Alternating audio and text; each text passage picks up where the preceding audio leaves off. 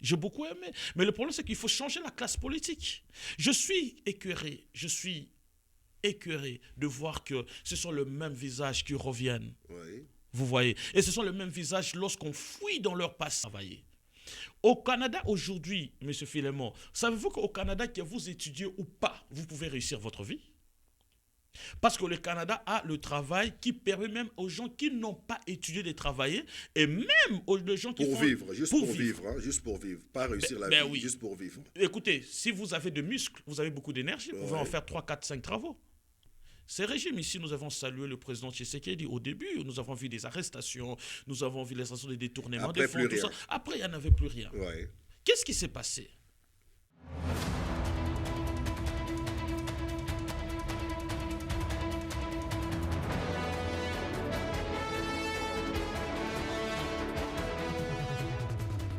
Bienvenue sur Afro Canada Télévision, mesdames, mesdemoiselles et messieurs. Ce matin, nous recevons pour vous Monsieur Ridi Kamalenga, juriste et spécialiste en droit d'immigration, entrepreneur et écrivain. Bonjour Monsieur Kamalenga. Bonjour, M. Philemon. Alors, ce matin, nous avons le plaisir de vous recevoir sur Afro Canada Télévision. C'est vrai que c'est pour une première fois. D'abord, vos impressions par rapport à la réception. Merci beaucoup, M. Philemon. Il est de notre coutume, de notre culture de saluer les avancées de nos frères. Je suis très, très heureux d'être aujourd'hui dans votre plateau. J'ai vu ça de loin Oui. et j'ai sollicité que je puisse passer afin d'apporter une pierre dans l'avancement de cette œuvre merveilleuse. Déjà, je vous félicite. C'est la Merci. première fois qu'il y ait un plateau comme ça au Canada, dans la diaspora, surtout particulièrement du Canada. Et ceci est très important, afin que ceux de la diaspora expriment aussi leurs pensées sur les informations, les actualités du pays, et aussi que ça permettra qu'on puisse dénicher les compétences qui existent en fait dans la diaspora canadienne. C'était même l'objectif de Afro Canada Télévision que vous avez déjà précédé. Avant que je le dise. Alors, vous avez plusieurs casquettes sur vous. Vous êtes juriste, spécialiste en immigration, entrepreneur, écrivain. D'où vous sortent toutes ces casquettes? Ben, Monsieur Philemon, moi je suis passionné du domaine de droit. J'ai commencé mes études en droit à l'université protestante au Congo, Oui. et, où en fait j'ai commencé les études. Et puis quand je suis venu ici au Canada, j'ai d'abord étudié en justice criminelle au niveau de l'université de Montréal. Et après, je me suis spécialisé en droit d'immigration et qui me permet aujourd'hui de travailler comme technicien spécialiste en droit d'immigration. Aussi, je suis écrivain parce que je viens de mettre sur pied un de mes premiers livres qu'on appelle « De qui es-tu fils ?» que bien évidemment De je qui suis... es-tu fils? Oui, On aura aussi à en parler au cours de exactement, cette émission. exactement, exactement. Et je suis entrepreneur, je suis président directeur général, qu'on dit CEO d'une entreprise qui existe au Canada. Et bien évidemment, on essaie le plus possible de ne pas croiser le bras. Ben, puisque vous êtes spécialiste en immigration, Oui. ça serait une opportunité pour nous de clairer la lanterne sur plusieurs sujets que la communauté se demande ou bien cherche des éclaircissements pour mieux comprendre le droit Exact. et l'immigration. Alors, dites-nous un peu d'emblée, l'immigration, c'est quoi l'immigration? L'immigration, c'est une portion du droit, comme le droit constitutionnel, comme le droit privé, comme le droit public. Il existe aussi une portion de droit qu'on appelle immigration, en fait, qui, dans un État, doit être structurée afin d'établir le lien entre les immigrants, les immigrés, les autochtones, l'obtention de la citoyenneté, de la nationalité, la résidence permanente. Donc, c'est tout à fait normal qu'il y ait le droit d'immigration dans un État qui en fait c'est dit un État démocratique doit en fait légiférer, structurer, réguler sur le droit d'immigration qui est une portion de droit qui concerne en fait tout ce qui est immigration. Et immigration, c'est aussi un domaine de la sécurité. Des protections. De protection de la sécurité. Ça fait partie en fait des structures de la sécurité d'un État. Vous allez voir au Canada, lorsque vous arrivez, quelqu'un vient à peine d'arriver, mais il passe en revue la sécurité. Il faut les empreintes, il faut qu'on sache qui tu es, tu viens d'où, où est-ce que tu as eu le visa, tout ça. Et même, on dit que le statut du Canada est un privilège, n'est pas un droit. Pourquoi? Parce que ça appartient vient au Canada, De décider s'ils peuvent t'octroyer ou pas. même quand ils vous ont octroyé, ils peuvent te le retirer. Si vous devenez citoyen canadien aujourd'hui, si vous commettez des fautes graves, vous pouvez perdre la citoyenneté Qui peuvent canadienne. nuire à la nation. Exactement, vous pouvez perdre la citoyenneté canadienne. Donc, l'immigration au Canada, c'est un domaine de droit qui, en fait, relève de la sûreté, de la sécurité de l'État, et ça légifère de lois, ça met de lois afin de créer un climat de paix envers des gens qui viennent d'arriver et les autochtones ainsi que ceux qui sont nés sur le sol du pays. Alors, il y a un terme qui me vient dans l'esprit comme ça. Le mot immigré et immigrant. C'est quoi la différence? Ben, un immigrant, c'est quelqu'un un étranger Oui. qui vient immigrer au Canada, qui vient immigrer dans un autre pays. Qui est en cours d'immigration. Qui est en cours d'immigration, exactement. Ok. Le mot immigré, c'est quelqu'un qui a en fait immigré le pays. Ce sont le mot qui revient un peu... Oui. Qui crée un peu de des confusion. confusions, mais Parce que, à la fin de la journée, Ouais. ça revient un peu au même. Ce sont des personnes qui quittent leur pays de nationalité, qui viennent dans un pays d'accueil et qui veulent en fait s'installer de façon définitive. dans un pays Dans un d'accueil. pays d'accueil, Ok. exactement. Alors, nous avons plusieurs programmes d'immigration que nous voyons aujourd'hui, plusieurs personnes immigrées au Canada par la voie express, par le visa d'études, par... Explique-nous un peu comment ça fonctionne, quels sont les programmes qui sont établis au Canada, par exemple, pour pouvoir immigrer. Alors, le Canada a bien structuré en fait son domaine d'immigration. Ouais. Aujourd'hui, il y a à peu près 90 programmes. 90 programmes juste en droit d'immigration canadienne. Donc, c'est-à-dire que le Canada permet aux étrangers de venir au Canada. Admettons quelqu'un qui veut venir étudier au Canada, oui, il peut faire une demande de visa d'études en respectant en fait les normes, les conditions, les exigences. Quand c'est bien respecté et que c'est la plaît à l'agent de visa, il apprécie et après Il apprécie les dossiers. les dossiers, il peut approuver, il peut aussi rejeter la demande.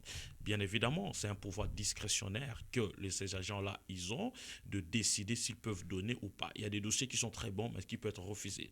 Et il y a aujourd'hui les travailleurs et les travailleurs étrangers, des gens qui peuvent venir au Canada, temporaires, qui peuvent venir au Canada, afin de travailler. Pourquoi? Parce que le Canada, c'est un pays qui a toujours besoin de la main-d'œuvre. Qui avait toujours. Aujourd'hui, c'est quand même on peut changer des langages. On peut changer de langage, mais on va reprendre ça. À partir de mars 2025, il y aura beaucoup de programmes, des résidences temporaires qui vont encore être réouverts afin que les étrangers puissent venir travailler au Canada. Ça reste un pays qui a toujours besoin de main-d'œuvre, qui est d'ailleurs en pénurie de main-d'œuvre dans beaucoup de secteurs. Et il y a le visiteur, les gens qui peuvent venir visiter le Canada. Le Canada permet aux visiteurs de rester au Canada pendant 6 mois. Et chaque 6 mois, de demander la prolongation de séjour. Donc, quelqu'un peut avoir un visa de 10 ans. Cela ne te permet pas de rester au Canada pendant 10 ans. Bien que tu aies un visa de 10 ans, le visa te permet juste d'entrer au bord de l'avion et d'arriver à la frontière. Et dès que tu arrives à la frontière, il y a un contrôle. L'agent doit contrôler, doit faire un contrôle sur toi. Si ton visa est bon et que tout est bon, on te laisse entrer. Mais en étant au Canada en tant que visiteur, vous pouvez rester au Canada pendant 6 mois. Chaque 6 mois, il faut, si vous voulez, il faut sortir. Rester. Pas du tout. Tu peux sortir, oui, revenir, mais vous pouvez rester en demandant la prolongation des séjours. Okay. Et là, on va vous remettre ce qu'on appelle une fiche de visiteur. Donc, qui peut être prolongée jusqu'à combien de temps? Toujours 6 mois. Un visiteur ne peut pas rester plus de 6 mois au Canada. Quand vous restez 6 mois, vous entrez déjà à partir du 7e mois, vous êtes illégal. Okay. Vous êtes, malgré votre visa. Malgré votre visa. Le visa, ce n'est pas en fait le droit de rester au sol canadien. Les visas te permettent d'entrer au bord de l'avion, d'arriver à la frontière, au point d'entrée. Oui. C'est après le contrôle qu'on appréciera de te faire rentrer ou pas. Voilà pourquoi il y a beaucoup de gens, d'étudiants, de visiteurs qui sont refoulés à partir du point d'entrée. Mais oui. Donc voilà. C'est pour ça que je voulais dire. Bon, terminez d'abord avec votre donc voilà, donc c'est-à-dire qu'il y a des visiteurs, des gens qui peuvent rentrer, et puis là, il y a aussi les gens qui entrent, puis ils font des demandes d'asile, il y a des immigrations permanentes, des gens qui font des demandes pour venir rester de façon permanente au Canada. À partir du pays. À partir du pays, c'est aussi possible, mais tu peux venir en tant que résident temporaire, et à l'intérieur du Canada, vous faites le processus pour devenir résident permanent. Par exemple, il y a ceux qui font des demandes d'asile.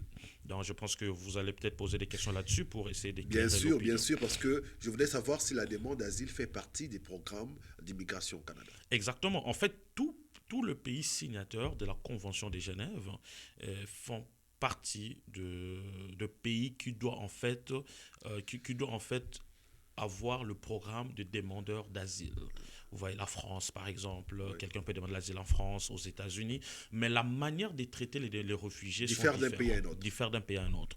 Et aujourd'hui, dans le monde entier, le Canada reste le pays, en fait, très hospitalier. Un Le plus pays clément. le plus clément, le plus gentil, hospitalier. Voilà pourquoi ça fait partie des pays qui est stable sur le plan de la sécurité. Vous voyez, parce que aussi, c'est hospitalier. Par exemple, au Canada, lorsqu'un demandeur d'asile, quelqu'un demande d'asile au Canada, vous aurez droit à un permis de travail, ce qui n'est pas le cas en France, ce qui n'est pas le cas aux États-Unis, ce qui n'est pas le cas dans d'autres pays. Et quand vous demandez l'asile, vous aurez le droit à l'aide sociale. Donc, c'est-à-dire, on vous paye quelque chose pour vous permettre de payer votre loyer et de manger, ce qui n'est pas le cas dans d'autres pays. Vous voyez, donc le Canada reste un pays hospitalier.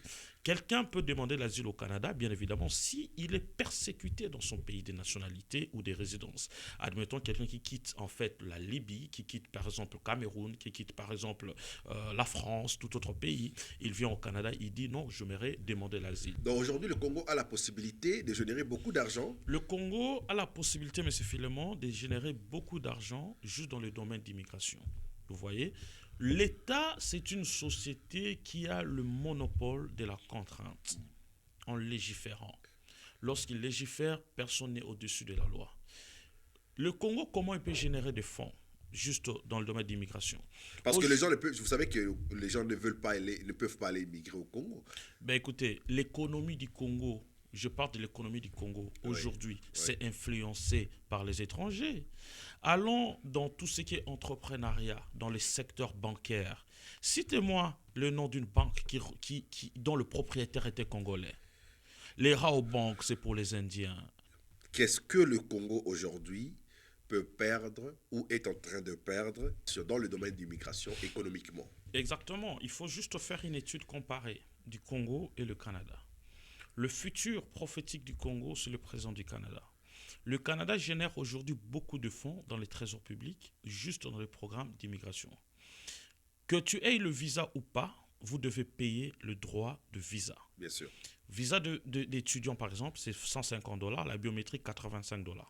Que vous ayez le visa ou pas, votre $235, vos $235 ne seront pas remboursés. C'est non remboursable. C'est non remboursable. C'est même écrit sur... C'est même écrit. Ouais. C'est même écrit.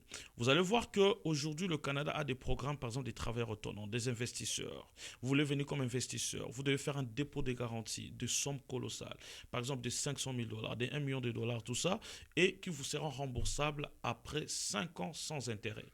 Mais qu'est-ce que le Canada fait avec cet argent mis en dépôt? Ils construisent des immeubles pour placer des personnes sans abri. Ils renouvellent en fait les routes. Ils font des grandes choses avec ça. Ouais. Et le Congo, actuellement, au moment où je vous parle, le Congo peut générer beaucoup de fonds juste dans le domaine d'immigration si à la tête de ceux qui chapeautent ce département d'immigration, il y a des techniciens en ministère immigration. des Affaires étrangères? La DGM, ministère des Affaires étrangères. Il y a la DGM aussi, le ministère du Tourisme. Vous voyez, l'immigration requiert beaucoup de ministères là-dessus. Vous voyez, il y a aussi même la sécurité intérieure. Vous voyez, et au niveau des frontières, et même la défense aussi. Okay. Vous voyez, l'immigration, c'est un domaine qui regorge en son sein beaucoup de ministères, qui peut travailler en collaboration avec beaucoup de ministères. Vous voyez, et comment il peut générer des fonds? Aujourd'hui, l'économie du Congo est influencée par les étrangers. Vous voyez, admettons les secteurs de banques. Vous avez des grandes banques du Congo, la Raobank, TMB. Ils sont tous étrangers. Ils sont tous des étrangers. Dans les secteurs de la restauration, aujourd'hui, moi, quand je rentre au Congo, je mange toujours chez Aldar. J'aime toujours. Excusez-moi, j'aime toujours le shawarma d'Aldar. Ouais. Mais le propriétaire d'Aldar n'est pas congolais. Ouais. Vous voyez, il y a des grands restaurants. Parce que nous, on est habitués avec nos pondons. Nous, on a des maléwa. Des maléwa dans des coins reculés. Ouais. Tout ça. Et puis, ce n'est pas propre. C'est à portée de tout le monde. À portée de tout le monde. Hein. Et puis, quand vous y allez, des gens vous disent là-bas, c'est maléwa. À cause juste de la structure de la présentation. Vous voyez? Donc, c'est-à-dire, toute l'économie du Congo est influencée par les étrangers. Mais je vous pose juste une question. Oui, comment ces étrangers-là obtiennent le statut pour travailler au Congo. Mais Est-ce qu'il ils vivent au Congo sans statut. Hein. Ce qui n'est pas normal. Ah oui. Ce qui n'est pas normal. Et l'État, comme une structure de monopole de la contrainte et de la violence, ils doivent légiférer là-dessus afin de donner le poids dans le domaine d'immigration. Vous voyez, admettons, on dit que non, il faut qu'il y ait maintenant tout un programme des investisseurs. Vous voulez investir dans les secteurs bancaires, regardez la procédure en termes d'immigration. La première chose, vous venez, combien vous voulez investir. Et on vous dit, par exemple, lorsque vous allez faire votre banque ici, il faut peut-être 50% des travailleurs soient des Congolais. Ah, mais ce qui n'est pas le cas là-bas. Ça va même réduire le taux de chômage et même de la criminalité, de la violence. Aujourd'hui, j'ai entendu, je pense qu'on va en parler, sur la peine de mort que le ministre de la Justice met en place. Mais je pense qu'il peut faire mieux en facilitant l'accès à ces jeunes-là qui sont dangereux, en facilitant leur accès à l'emploi, en négociant avec tous les investisseurs, les étrangers qui sont au Congo, qui ont des entreprises, en fait que les jeunes gens aient accès au travail, ça peut diminuer en fait la violence, la criminalité au sein du pays. Vous voyez, donc ce sont des domaines. Vous savez qu'au Congo actuellement, il y a les étrangers qui sont des étudiants là-bas. Il y a des gens qui étudient au Congo qui sont des Camerounais, mais ils étudient au Congo. Mais avec quel visa? Avec quel statut? Est-ce qu'on fait le suivi de leur vie? Et au Congo, actuellement, pour avoir la nationalité, c'est tellement simple. Vous avez un $200, vous partez à la porte du ministère des Affaires étrangères, vous payez à quelqu'un, vous donne le passeport sans avoir même votre attestation de naissance. Vous voyez? Donc, c'est-à-dire juste avec une carte d'électeur. Avec une carte de lecteur, et puis il peut même aller falsifier des choses, vous voyez. Donc, le pays doit légiférer, le pays doit protéger son peuple. Le Congo a beaucoup d'atouts en fait de générer des fonds et qu'on sort de la précarité, qu'on sort de la faim et que le peuple congolais puisse avoir même des logements sociaux, en fait d'abriter ceux-là qu'on appelle aujourd'hui des Kuluna. Si on leur trouve les emplois, on leur trouve des occupations, ils vont abandonner des machettes. Si seulement si, ils vont abandonner. Parce qu'aujourd'hui, on sait comment se comportent ces jeunes. Je pense qu'ils doivent d'abord passer par, comme on dit, la détox. Exactement. Et puis on pourra voir autre chose. Alors, puisque nous parlons République, pensez-vous pas que toutes ces choses que nous avons mentionnées ici, le comportement, la nationalité, la facilité qu'il y a dans tous ces domaines, pourraient-elles passer par un changement ou une révision des constitutions pour que les choses soient vraiment sur les rails? Écoutez-moi, dans mon avis, la Constitution, c'est l'acte juridique qui constitue un peuple. La Constitution est pour nous les chrétiens la Bible. Donc, c'est-à-dire, comme les chrétiens ont la Bible, les pays doivent avoir la Constitution. Les musulmans ont les Corans. Les musulmans ont le Coran, chaque pays doit avoir la Constitution. La Constitution, c'est l'acte en fait qui établit des limites de pouvoir des gouvernants. La Constitution, c'est l'acte qui en fait protège les droits fondamentaux d'un peuple. La Constitution, en fait, c'est la loi mère. Un pays ne peut pas exister sans la Constitution. Est-ce qu'il est possible de changer ou de réviser la Constitution? Oui, c'est possible dans deux cas, de changer ou de réviser. La France a plus d'une fois révisé sa Constitution. Les États-Unis aussi. Les États-Unis aussi a plus d'une fois révisé la Constitution. Donc, moi, je suis d'avis, oui, qu'il y ait révision constitutionnelle. Mais dans quelles circonstances, par exemple? Ben écoutez, dans la circonstance où que tous les Congolais se sentent à l'aise, on peut réviser la Constitution, mais cela ne doit pas juste être au profit d'un individu ou d'un parti politique. Vous voyez, par exemple, il y a une loi dans la Constitution qui parle de la perte de la nationalité congolaise lorsque quelqu'un change la nationalité. Vous voyez. Écoutez-moi, on ne peut pas refuser à quelqu'un sa nationalité parce qu'il a changé. Parce qu'il a changé de nationalité. Ça, c'est un droit légitime. Le Canada, par exemple, au Canada, vous pouvez garder la nationalité canadienne et être français au même moment. Sûr. Le ius soli, on acquiert la nationalité par le ius soli. Du fait seulement la personne est née au sol congolais, il ne peut jamais perdre sa nationalité, même si aujourd'hui il devient canadien. Quelles que soient les origines de ses parents. Il faut maintenant voir quel a été l'esprit de la personne, des gens qui ont légiféré cette constitution. Pourquoi ils ont protégé en fait ça? Est-ce que ce n'est pas dans le but d'empêcher les gens qui sont compétents, qui ont étudié à l'extérieur de venir apporter un plus dans le pays en occupant de postes à la magistrature suprême. Ou aussi dans le but de barrer la porte aux gens qui sont dans la diaspora de ne pas voter. Mais c'est ce qui n'est pas bon. Regardez, on ne peut pas en fait empêcher la diaspora de contribuer à l'économie d'un pays. Je vous donne l'exemple aujourd'hui de Nigeria. Nigeria aujourd'hui est parmi les pays économiquement forts de l'Afrique à cause de l'apport de sa diaspora. Vous voyez? Ouais. Et aujourd'hui, les Congolais, le gouvernement congolais peut faire ce qu'ils veulent là. 60% des Congolais vivent de l'argent de la diaspora. On est dans la période des fêtes. Le 25 décembre, le 1er janvier, c'est bientôt. Ouais. C'est que la diaspora qui doit envoyer l'argent par Western Union. Ouais. La diaspora joue un rôle important. Et les compétences, M. Philemon, on les cherche.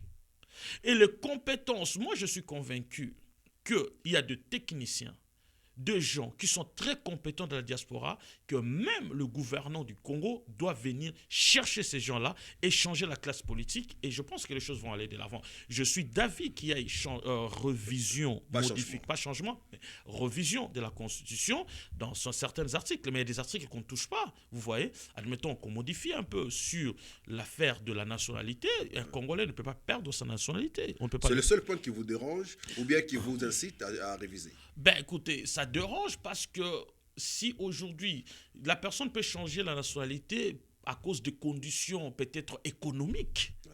Vous voyez, aujourd'hui, il y a beaucoup de gens qui viennent demander l'asile au Canada. Pensez-vous vraiment qu'ils sont persécutés? Mais c'est peut-être pour des raisons économiques qu'ils demandent l'asile, parce qu'il y a la famine en Afrique. Vous voyez, qui demandent l'asile. Regardez ici, lorsque quelqu'un a faim, est-ce qu'il hésitera à renoncer à sa nationalité de départ? Mais donner aux gens à manger, ils ne viendront pas demander l'asile. Bien sûr.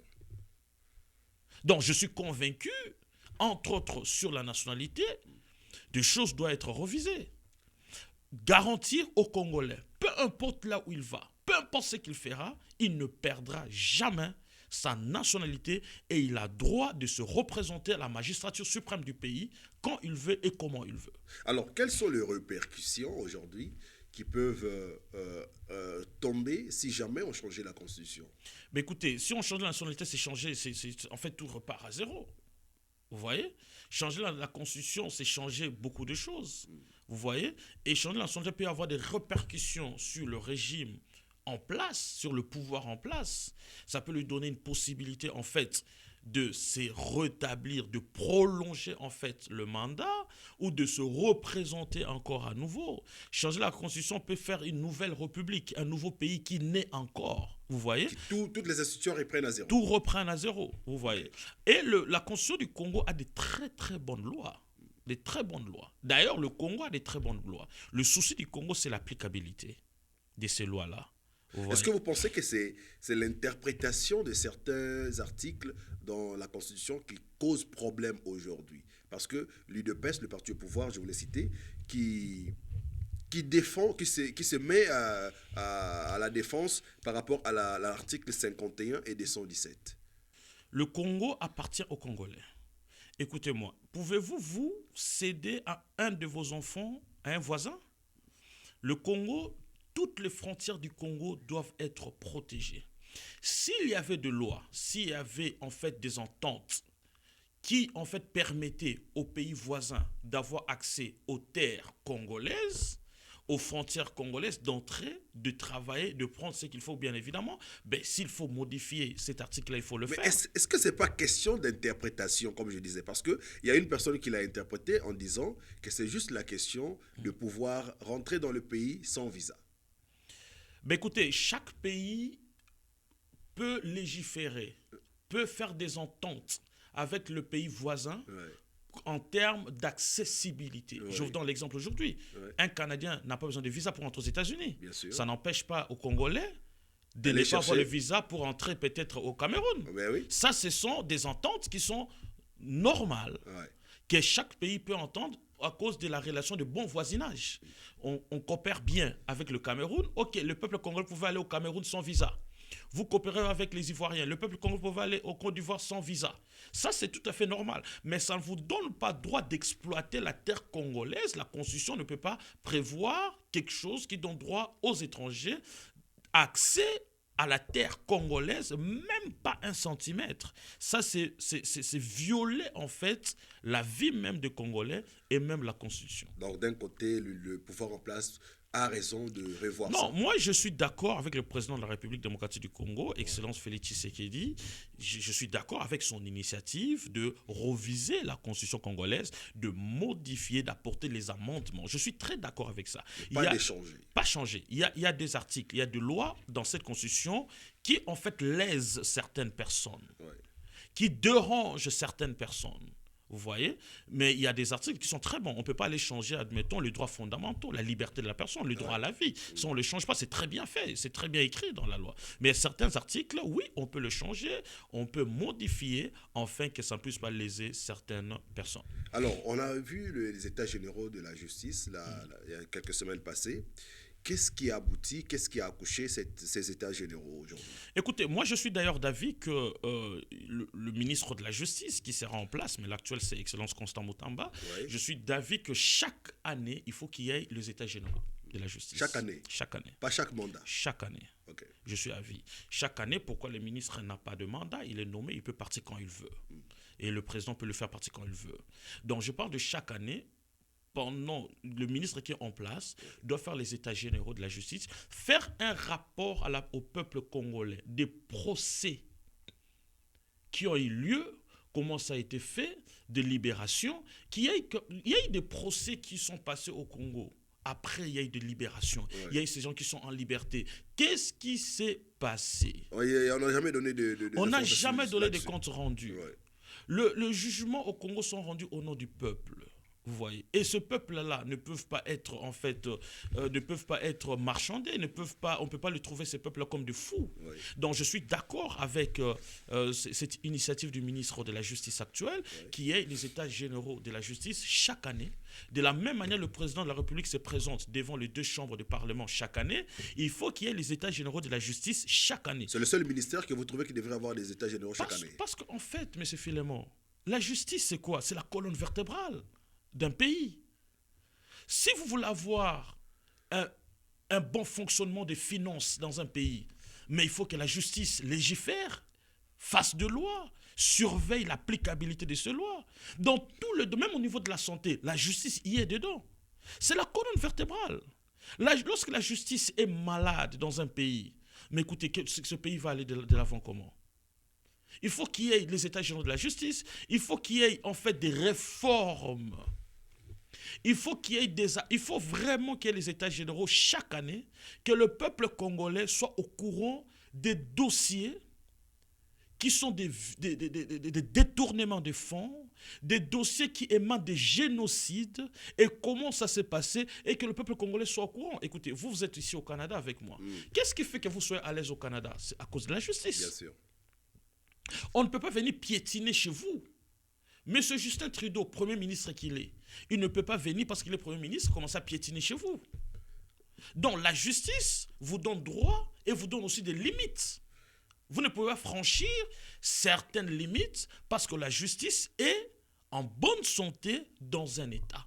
Je répète, je réitère ma phrase, le Congo doit faire les états généraux de la justice chaque année. Et le peuple en a besoin. Nous voulons en fait que la justice du Congo, c'est la colonne vertébrale, aille de l'avant. Nous avons vu le régime passer. Ces régimes ici, nous avons salué le président Tshisekedi au début. Nous avons vu des arrestations, nous avons vu les arrestations des détournements de fonds, tout ça. Après, il n'y en avait plus rien. Qu'est-ce qui s'est passé? Pourquoi on blanchit ces gens-là? Et ce sont les mêmes personnes qui sortaient, qui ne remettaient pas l'argent. Et puis, on voit toujours les mêmes têtes là, dans le poste élevé du pays, dans le poste public, tout ça. Mais écoutez, le Congolais n'est pas bête. Même celui qui n'a pas étudié là, il n'est pas bête. Il peut comprendre. Il peut comprendre. Vous voyez? Donc, déjà, je salue les efforts du ministre actuel de la Justice, M. Constant Mutamba. Écoutez, je sais qu'il sera combattu, je sais qu'il a du pain Il est combattu. Il est combattu, je sais Il a même déclaré que si ce n'était pas l'appui du président de la République, il serait déjà parti. Je sais qu'il ne sera pas aimé, mais on a besoin de jeunes gens comme lui, et ça ne manque pas. Dans tout le ministère, finances, économie, des gens qui ont l'amour du pays, non pas des égocentriques, non pas des égoïstes, mais des gens qui sont des vrais patriotes. Ce sont des gens-là qu'on a besoin au pays. Et je suis convaincu, en ayant peut-être 10 personnes, 5 personnes, comme Constant Les Moutamba, choses peuvent changer. les choses peuvent changer en bien. Alors là, par exemple, il a parlé de la peine de mort. Est-ce que c'est pas du populisme? Écoutez-moi, je suis convaincu que la peine de mort serait un peu trop cruelle, à mon sens. Trop populiste. Trop...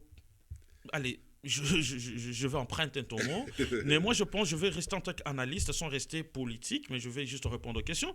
Je pense que ça peut être un peu plus cruel, dans ce sens que il peut y avoir beaucoup d'autres mécanismes, beaucoup d'autres moyens, afin de diminuer le taux de la violence, le taux de Kuluna. Sans pourtant passer par la Sans peine de pourtant mort. passer par la peine de mort. Il y en a beaucoup plus. Les Kuluna là, ça ne date pas d'aujourd'hui. À l'époque de Mobutu, nous avons vu des Maïmaï. Nous avons vu des Zibou qui faisaient du mal. Ce n'est que la continuité de ce qui a déjà été. Vous voyez, si on compare avec des pays où il y a moins de Kuluna, on dira peut-être parce que ces gens-là, contraire de Kuluna, ils ne sont pas occupés. C'est manque d'emploi aussi qui crée Manque ça. d'emploi, manque d'occupation, l'errance, l'absence d'emploi peut pousser une personne à commettre les erreurs les plus graves. Si vous voulez, je peux vous amener même dans la Bible. Il y en a beaucoup d'exemples. Oui, allez-y. David a commis l'erreur la plus grave dans Parce qu'il sa n'avait vie. pas d'emploi. Écoutez-moi, parce qu'il ne voulait pas se faire occuper. Il a commis l'erreur la plus grave dans sa vie, de sortir avec la femme de son serviteur. Il a commis le meurtre de tuer Uri, la femme de son serviteur, le mari de son serviteur, excusez-moi, le mari de son serviteur, tout ça. Il a tué Uri le Héthien. Pourquoi? Parce que pendant que ces généraux étaient à la frontière, lui, il s'est donné un repos. Lorsque un pays ne crée pas les emplois pour sa population, attendez-vous au Kuluna. Ces jeunes gens-là que vous voyez là, ce sont des gens qui naissent dans leur quartier. Ils grandissent dans ces quartiers-là. Ils vieillissent dans ces quartiers-là. Ils n'ont pas d'emploi. Mais lorsqu'on va leur proposer d'aller faire du mal, d'aller voler, ils vont bien le faire. Mais le président l'a dit, le président ne peut pas, la République n'a pas la possibilité de créer autant d'emplois pour la jeunesse. Mais c'est ce que je vous dis. Oui. Le Congo a besoin de techniciens. Le Congo a besoin de copier ce qui est bien dans d'autres pays. Le Congo ne manque pas de possibilités de générer de fonds et de créer d'emplois. Ça ne manque pas. Par exemple, aujourd'hui, dans le domaine d'immigration, si les choses se passent très bien, ces jeunes gens-là, aujourd'hui nous avons combien de gens qui travaillent à l'aéroport de Montréal? Il y a même des immigrants. Le point d'entrée, vous voyez, le Congo peut légiférer, peut faire de lois qui peut faire que celui qui viole ces lois-là, il paye les amendes. Ouais. Vous voyez. Aujourd'hui, il y a beaucoup de jeunes gens qui n'ont pas de travail, qui ne travaillent pas et en conséquence, ils cèdent en fait aux tentations d'aller faire du mal aux gens. Vous pensez que c'est des tentations, ça? Quand vous faites du mal aux gens, vous êtes tenté. Ben oui, ce sont des tentations. Mais lorsque à combien de personnes avez-vous déjà fait du mal? Ben, moi, je n'ai fait du mal à personne. Alors, pourquoi? Mais je parle de tentation, pourquoi? Une ventre enflammée. Toi, tu as faim. Et qu'on vient te proposer, mais c'est Philémon, il y a un $100 là-bas, mais il faut falsifier une signature. Je ne le fais pas. Mais, parce que vous êtes d'une bonne moralité. Mais oui. Mais ce n'est pas tout le monde qui sont Est-ce d'une que bonne la moralité. moralité, c'est l'emploi? Mais c'est ce que je vous dis. On viendra vous tenter parce qu'on trouve que vous n'avez pas d'emploi. Ah, il n'a pas d'emploi, il n'a pas de salaire. Allons, proposons-lui $100,000, il va trahir l'État. Il n'a pas d'emploi, il prend $100,000, il trahit l'État. Si vous êtes d'une bonne moralité, vous refusez. Mais les gens qui n'en ont pas d'une bonne moralité, ils vont accepter. Vous voyez, l'accès à l'emploi est un problème aujourd'hui qui crée beaucoup de soucis au niveau de la jeunesse. Vous voyez, aujourd'hui, il y a des jeunes gens au Congo, on traite en fait de fainéants. Ils ne sont pas fainéants. Donnez-les l'emploi, vous remarquerez qu'ils ne sont pas fainéants, ils vont travailler. Au Canada aujourd'hui, M. Philémon, savez-vous qu'au Canada, que vous étudiez ou pas, vous pouvez réussir votre vie? Parce que le Canada a le travail qui permet même aux gens qui n'ont pas étudié de travailler et même aux gens qui pour vivre, juste pour vivre, hein, juste pour vivre, pas réussir la vie, oui. Juste pour vivre. Écoutez, si vous avez de muscles, vous avez beaucoup d'énergie, vous pouvez en faire 3, 4, 5 travaux. Vous générez des fonds. Mais vous tuez à vous-même, à petit feu. Il faut aussi noter ça. Parce que quand vous faites plus de travail, vous manquez de sommeil, vous manquez de repos. Je comprends très bien, mais c'est le rôle de l'État de mettre ce qu'il faut à la population Et Est-ce qu'on peut dire aujourd'hui l'État est mal entouré? L'État congolais, Oui, ben quand on parle de l'État congolais, on voit les dirigeants. oui. C'est très mal entouré. Ça, c'est vrai. Je On peux parle pas- du garant des institutions, du bon fonctionnement des institutions. Il est très mal entouré, Ok. le président Tshisekedi. Lui-même, il a beaucoup de bonne volonté de faire de beaucoup de choses. J'ai beaucoup aimé ses approches lorsqu'il est entré au pouvoir. J'ai beaucoup aimé. Mais le problème, c'est qu'il faut changer la classe politique. Je suis écœuré de voir que ce sont les mêmes visages qui reviennent. Oui. Vous voyez. Et ce sont les mêmes visages lorsqu'on fouille dans leur passé. Ils disent que les On jeunes voit des n'ont pas lacunes. d'expérience. Mais écoutez-moi, lisez le livre de Machiavel sur le prince. Un leader doit être craint. Monsieur Philémon, un leader doit être craint. Vous pensez que Fatih n'est pas craint? Non, je parle d'un leader. Mais c'est lui le leader. Ben, il est respecté. Il n'est pas craint. Il est respecté. Il n'est pas craint. Pour certaines personnes, par Par exemple. rapport à Joseph Kabila, qui est mieux craint? Ben écoutez, Fachi n'est pas dictateur. Kabila est dictateur? On est tous convaincus que le régime de Kabila n'était pas non plus un régime démocratique à 100%. Ok. On est tous convaincus. Vous n'allez pas me Mais contredire. c'est vous qui le dites, moi je prends que vos mots. Fachi est démocrate. Ouais. Fachi, il a la largesse de laisser le temps des gens de s'exprimer. Mais il peut faire mal, il peut frapper. C'est ça la politique d'exécution d'un bon chef? Ben écoutez, on est tous d'accord qu'un bon pays doit marcher avec la démocratie. Et avec Ouais. la loi aussi. Oui, bien évidemment, il y a la loi. Mais je suis aussi convaincu que le Congolais, c'est un peuple qu'il faut serrer. Comme le faisait Joseph Kabila. Il faut serrer, mais ne pas être dictateur. Ok. Vous voyez? Mais qu'il faut serrer. Les Congolais abusent de la gentillesse d'une personne.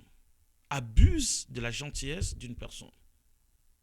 Le président Tshisekedi, dans le 3 ou 4 ans qui le reste, il peut faire encore beaucoup de choses. Moi, à mon avis, ne dites pas que la jeunesse n'a pas d'expérience. Les gens qui ont eu l'expérience là ont commencé aussi sans Mais c'est expérience. pas moi qui le dis, hein, ce sont les politiciens. C'est ça que qui je le dis. disent. Les gens qui ont de l'expérience aujourd'hui Ouais. là ont commencé sans expérience. C'est quoi en fait l'État? L'État, c'est l'administration. Ouais. Monsieur Philémon, vous m'embauchez dans votre cabinet ici. Dites-moi ce que vous voulez que je fasse, je le ferai. Dites-moi, vous dites que non, monsieur Ridi, je t'embauche comme directeur en charge de ressources humaines. Mais vous allez m'établir. Vous pensez qu'être ministre de la République, c'est difficile? C'est pas difficile, hein? Ben non, on vous dit ce que vous allez faire. Ah. Vous trouvez des choses à Il y a faire. un cabinet qui fonctionne pour vous, on vous donne juste des papiers, vous signez. Non, pas du tout. Ok. Vous travaillez aussi, mais on vous dit ce que vous devez faire. Constant Moutamba n'a jamais été ministre de la République. C'est pour sa première fois. Ministre de Mais la il Justice. travaille bien. Oui, mais il travaille bien. Ok. Vous voyez? Donc, c'est-à-dire que ce n'est pas difficile d'être ministre. Ce n'est pas un problème d'expérience. Non, les jeunes n'ont pas d'expérience. Non, c'est un problème de manque de compétences et de bonne moralité. Alors, selon vous, comment faire aujourd'hui pour nettoyer la classe politique aujourd'hui, mettre tous ces vieux en chômage ou bien mettre en quarantaine et faire entrer une jeunesse avec un sang chaud aujourd'hui? Ben, il faut chercher les compétences. Les compétences, on les cherche, on les déniche. Les compétences, c'est comme une personne qui a besoin d'une femme à épouser. Il ne peut pas aller s'installer dans le métro, dans le restaurant, pour voir des jeunes filles qui entrent à moitié nues, afin de chercher parmi ces filles-là la femme à épouser. La compétence, il faut les chercher. Il faut aller dans ce pays. Il faut chercher des jeunes gens qui ont étudié, leur proposer. Vous voyez même ici, au Canada, il y a ce qu'on appelle le bureau des mandataires. Vous voyez, qui fonctionne très bien. Aujourd'hui, il y a la SAC, qui a des bureaux des mandataires partout. Vous voyez. Le problème du Congo, c'est quoi? C'est qu'il faut chercher les compétences de jeunes gens qui ont étudié, leur faire venir. J'ai beaucoup aimé les consultations que le président avait faites lors de son début de mandat. Ouais. Dans ces consultations, Mais il ne l'a pas fait à la diaspora. il ne l'a pas fait. Il ne l'a pas fait. Il ne l'a pas fait. Monsieur Philémon, le pays doit copier les pays qui sont déjà développés. Comment se sont On ne devient pas un parent, on ne devient pas grand parce qu'on se réveille le matin, on veut être grand. On devient aussi grand en copiant les gens qui sont devenus grands. En suivant les pas. En suivant le pas. Vous voyez? Les gens, les Congolais qui sont allés à l'extérieur, qui ont étudié à l'extérieur, ils ont une idée, au vrai sens du mot, d'un état de droit. Moi que vous voyez ici, je ne peux pas aller faire du mal à quelqu'un Mais dans les sa gens qui maison. entourent aujourd'hui le président de la République viennent tous de la diaspora. Mais c'est ça que je dis. Hein, les 1000 conseillers qui entourent la présidence aujourd'hui, ce sont tous issus de la diaspora. Mais c'est déplorable. C'est Ouais. déplorable. C'est déplorable. Je pense que le président de la République a besoin des conseillers qui vont l'aider. Ok. Ils n'ont pas besoin des égoïstes, des gens qui font la politique pour leur propre poche. Ils n'ont pas besoin des gens qui volent l'argent et puis ils rentrent dans leur pays d'accueil, au Canada, en France, ils achètent des maisons Ouais. et puis ils rentrent là-bas, ils font des publications. Non, C'est pas ce que vous feriez vous si jamais vous êtes appelé. non, je ne le ferai pas. Je ne ferai jamais la politique pour enrichir ma poche. Ok.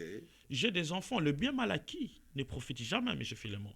Ça répercutera toujours sur votre génération, sur votre postérité. Ok. Il faut manger l'argent propre. Mange ton salaire.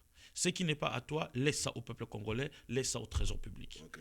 Avec un salaire, ça vous suffit, vous. Hein? Mais ça suffit, bien évidemment. Les pots de vin, c'est pas votre il affaire. faut se contenter de son salaire. Les pots de vin, c'est pas votre Il affaire. faut se contenter de son salaire. Merci beaucoup.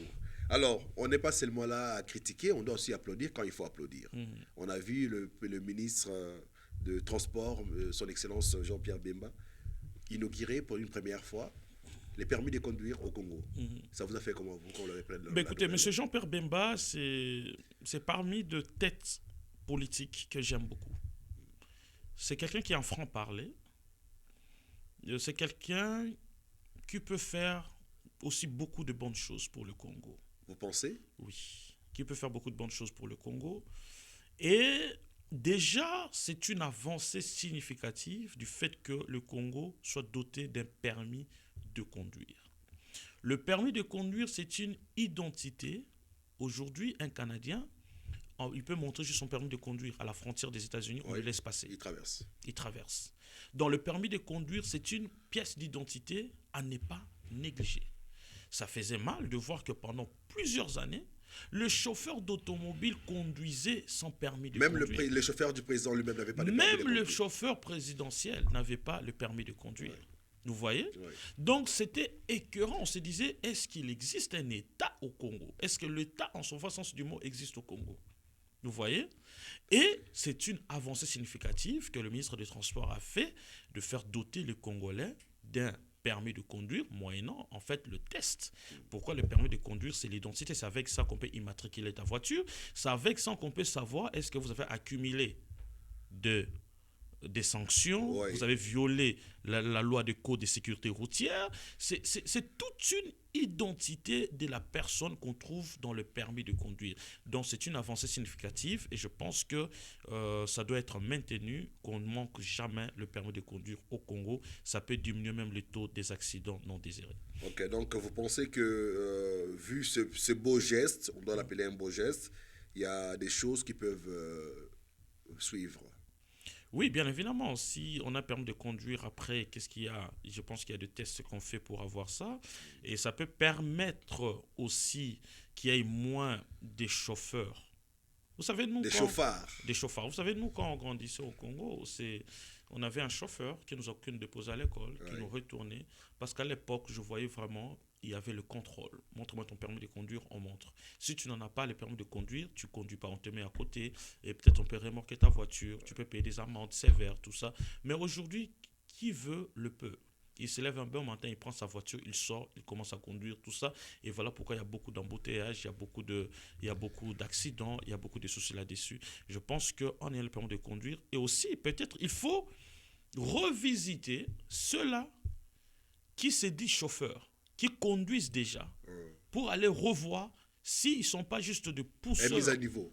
Voilà, s'ils sont juste des pousseurs de voitures ou sont vraiment des conducteurs. Ok, ça c'est une bonne chose. Alors on va chuter avec vous, Monsieur Ridi Kamalenga. Ça a été un très bon moment que nous avons passé ensemble. Alors on va finir avec le livre. Vous êtes écrivain. Oui. Quand est-ce qu'on aura le livre sur le plateau de Afro-Canada Télévision et pourquoi pas en parler en long et à large? C'est quoi d'abord le titre du livre? Le titre du livre, c'est De qui es-tu, fils? De qui es-tu fils? De C'est qui- un livre c'est un titre qui est trop spirituel, chrétien, je vois. C'est un titre spirituel, ça touche la spiritualité, la Bible, Ouais. mais ça touche aussi le côté social, le côté politique. Là-dedans, je parle juste que la qualité d'un père révèle le fils qu'il a été. Ok. Vous voyez? Qu'il a été. Le fils la qualité, un père d'aujourd'hui révèle le fils qu'il a Qu'il a été. été Par avant. exemple, si aujourd'hui tu veux être un bon politicien, Ouais. mais vous devez avoir un bon mentor en politique. Donc, c'est-à-dire que un fils, ce n'est pas, c'est lui-même il ne se fait pas lui-même, mais un fils est fait par son père. Ok. Vous voyez? Donc, un fils hérite les us et coutumes de son père et le pérennise le plus longtemps possible. Donc le problème aujourd'hui au Congo, le problème aujourd'hui dans le monde entier, nous avons juste le problème de la paternité. Des gens qui se débrouillent, qui se battent eux-mêmes, qui sortent eux-mêmes de nulle part. On ne sait pas d'où il vient. Il vous impose un système alors que lui-même n'a pas été soumis à ce système-là. Vous ne pouvez pas être une autorité sans être autorisé. Donc, on doit vous autoriser pour devenir une autorité. Ok. Voilà pourquoi on parle de l'investiture. Vous voyez? Donc, voilà pourquoi là-dedans, je parle. Par exemple, vous allez voir, un fils, il fait les exploits. Un fils peut amener le nom de son père très haut. Un fils peut faire entrer le nom de son père, même dans les endroits où son père n'est pas entré. Vous allez voir dans la Bible, David, il va tuer Goliath. Lorsqu'il va aller rencontrer Saül, Saül lui pose la question: de qui es-tu fils? Au lieu que Saül puisse applaudir les exploits de David, mais la Bible dit que Saül, la première question, il pose à David la question: de qui es-tu fils? En d'autres termes, il était dans l'admiration, non pas de Il David, était fier mais de de son la père. formation que son père a fait sur David. Ok. Donc le fils n'est que le miroir de son père. Le fils ne peut repercuter que ce qu'il a vu chez son père. Et là, on parle de la paternité sur tout le plan social, politique, spirituel, tout ça. Donc, les parents doivent être des modèles pour leurs fils dans la gestion de la res republica. Donc, à quand, d'abord, c'est combien d'exemplaires déjà disponibles? J'en ai là, actuellement à Montréal, il n'y en a plus beaucoup. J'en ai peut-être 30. Mais je peux faire venir beaucoup. J'en ai beaucoup disponibles à Kinshasa. Et les gens qui peuvent se procurer de ça, ils peuvent trouver ça où? Ben, ils peuvent nous contacter ou contacter Afro-Canada. Ouais. Contactez Afro-Canada, dites que nous avons besoin du livre. Et Afro-Canada, ce sera disponible dans leur bureau. On peut s'arranger pour qu'ils viennent chercher. Ok. Comme je suis passé par là, vraiment, je permets à ce que les gens vous contactent Mais pour en avoir besoin. j'aimerais vraiment que vous revenez avec le livre, comme Oui. ça on aura le temps de décortiquer ce beau livre de Qui es-tu fils. Exactement. Il y a C'était pas un de souci. plaisir, monsieur Rudy, de vous avoir sur Afro-Canada Télévision. Merci beaucoup, M. Philemon. Donc, pour vous qui avez suivi cette émission, merci. N'oubliez pas de partager et puis prenez soin de vous. On se revoit à la prochaine. Merci.